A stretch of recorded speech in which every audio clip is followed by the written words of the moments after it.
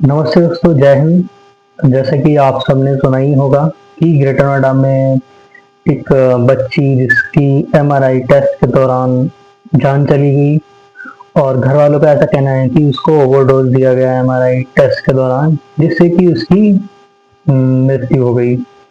उसके घर वाले उसको दिखाने के लिए दूसरे हॉस्पिटल में भी लेके गए, लेकिन उसको वहां पर जान नहीं बच पाई।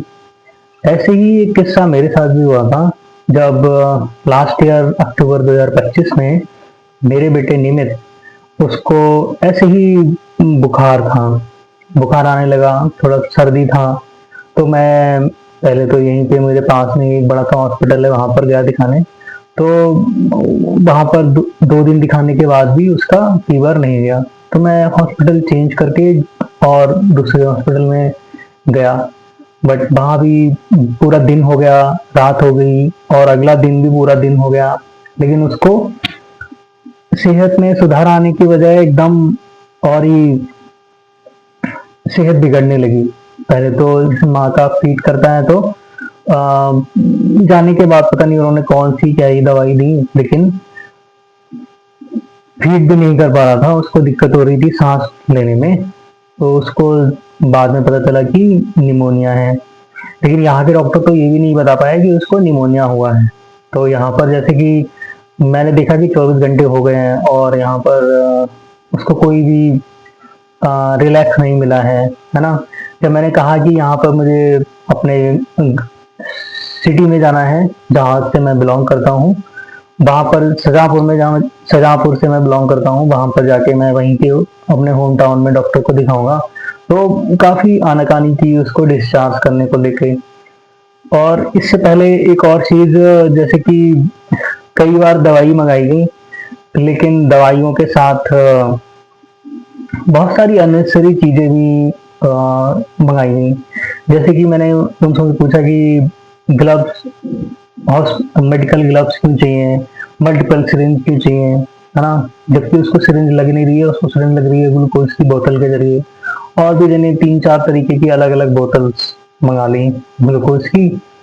और अननेसेसरी काफी ज्यादा सामान था जो एक बार भी यूज नहीं हुआ। और बाद में बिल तो देना ही पड़ता है, पैसे तो देने ही पड़ते हैं, है ना।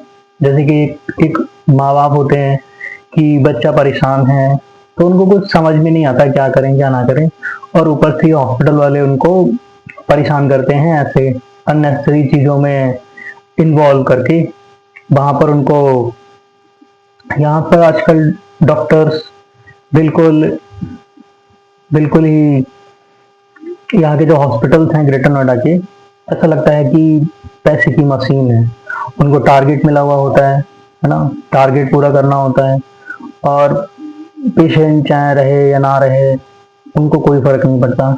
ऐसे ही जिस वार्ड में सेमी प्राइवेट में मेरा बेटा था, उसमें एक और भी व्यक्ति थे, उनको भी डेंगू हुआ था, लेकिन उनको भी कोई फायदा नहीं था 24 घंटे में। तो वो भी पहले ही जा चुके थे, अब मतलब डिस्चार्ज करवा के जा चुके थे। अब ये तो है, हमारे पास उसमें इंश्योरेंस नहीं था, हेल्थ इंश्योरेंस नहीं था। मैं सभी को बोलूंगा सभी के पास हेल्थ इंश्योरेंस जरूर होना चाहिए। वो हमारी ऐसी ही स्थितियों में, ऐसी ही मुश्किल घड़ी में काम में आते हैं, है ना। जैसे कि अभी एक और हाल में ही 6 साल की बच्ची का डॉक्टर्स और क्लिनिक और हॉस्पिटल की लापरवाही कह लें, या फिर क्या ही कह लें, सिस्टम की बदसलूकी कह लें, उसी का नतीजा है। घर वाले कह रहे हैं कि ये हॉस्पिटल की लापरवाही है। उन्होंने वहाँ पे काफी सारा प्रोटेस्ट कर रहे हैं। देखो क्या होता है। यहाँ नोएडा, ग्रेटर नोएडा, एनसीआर में ये सब तो चलता ही रहता है, यहाँ पे कोई किसी की नहीं सुनता। और जब मैं अपने बेटे को यहाँ से डिस्चार्ज करा के अपने घर ले गया, जहाँ मेरे मम्मी पापा मुझे बचपन में ले जाया करते थे जिस डॉक्टर को, वो भी सरकारी हॉस्पिटल के रिटायर्ड डॉक्टर हैं, उन्होंने अपना क्लिनिक खोल रखा है। तो वहां पर वो बच्चों के स्पेशलिस्ट हैं। मैं निमित को लेके वहां पे गया, उनकी पहली डोज के बाद ही उसको फिर बुखार नहीं आया। थैंक गॉड, मैं लकी था कि मैंने यहाँ पे ज़्यादा समय नहीं बर्बाद किया, नहीं तो पता नहीं क्या ही होता। आप सभी से भी यही गुजारिश है कि यहाँ पे अगर आप अपनी फैमिली को लेके जा रहे हैं या अपने बच्चे को लेके जा रहे हैं, तो यहाँ पे ज़्यादा समय देने की ज़रूरत नहीं है। आप 24 घंटे दीजिए, दिखाइए, है ना?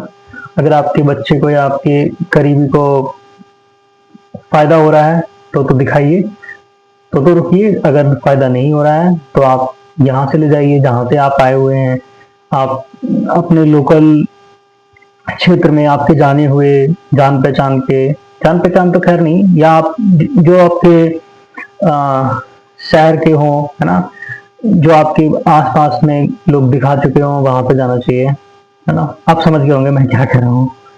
और यही सेम एक्सपीरियंस और भी कई लोगों ने फेस किया है ग्रेटर नोएडा के डॉक्टर्स के साथ। मेरे आस-पास के जहाँ पे हम रहते हैं, वहाँ पे करीब 5-6 छोटे-छोटे बच्चे हैं, और लगभग सभी का 80% लोगों का सेम रिएक्शन है कि यहाँ के डॉक्टर एकदम लापरवाह हैं, उनको कुछ आता जाता नहीं है। तो मैं तो यही कहूँगा, आप लोगों का ध्यान रखिए और ग्रेटर नोएडा में डॉक्टरों को दिखाने से बचिए। मैं एक और एक्सीडेंट बताता हूँ कि मैं यही हॉस्पिटल में, मेरा यहाँ पे एक्सीडेंट हुआ था, तो मैं ये दिखाने गया था। ये फ्रैक्चर हुआ था उस समय बाइक से। मैं पैदल जा रहा था, किसी ने बाइक से पीछे से टक्कर मार दी, तो मेरा हाथ, मैं गिर गया। मैं यहाँ कॉलेज में था, मेरे पास बाइक बुक भी नहीं थी, मैं पैदल ही जा रहा था। तो मैंने यहाँ के बहुत ही बड़े हॉस्पिटल में दिखाया। उन्होंने प्लास्टर किया।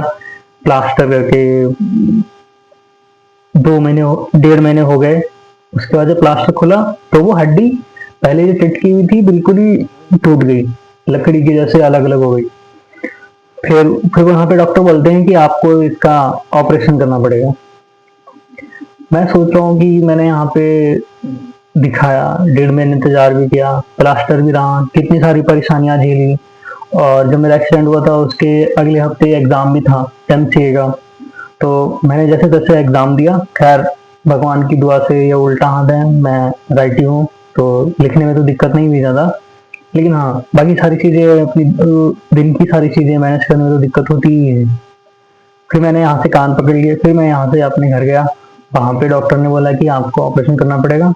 तो मैंने कहा यहाँ ऑपरेशन कराने से, ग्रेटर नोएडा में ऑपरेशन कराने से अच्छा है कि मैं अपने होम टाउन में ही ऑपरेशन कराता हूँ, जो कई साल से वहाँ पर अपनी सर्विस दे रहे हैं और लोगों का अच्छा भरोसा जीता है उन्होंने। तो ग्रेटर नोएडा के ऐसे तो डॉक्टर हैं कि उनके बारे में क्या ही कहना, पता नहीं क्या ही पढ़ के आते हैं या पैसे दे के डिग्री लेके आते हैं, समझ में नहीं आता है। ये तो मेरा एक्सपीरियंस था। आप भी अपना एक्सपीरियंस साझा कर सकते हैं। अगर आपके पास कोई ऐसी कहानी हो या आप जो शेयर करना चाहते हो, प्लीज़। और ज़्यादा से ज़्यादा जागरूकता के लिए इस वीडियो को लाइक, शेयर एंड सब्सक्राइब करें। जय हिंद, नमस्ते दोस्तों।